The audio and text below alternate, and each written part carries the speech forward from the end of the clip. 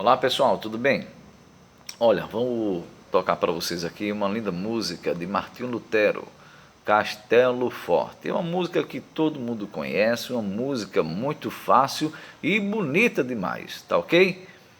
A última estrofe ele diz o seguinte: se temos que perder família, bens, mulher, embora a vida vá, conosco Deus está e dar-nos o seu reino.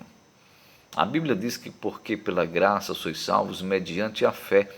E isto não vem de vós, ela é um dom de Deus. Não vem de obras para que ninguém se glorie. Nós sabemos que todas as coisas cooperam para o bem daqueles que amam a Deus, daqueles que são chamados segundo o seu beneplácito. Vou tocar para vocês Castelo Forte ao som de piano eletrônico.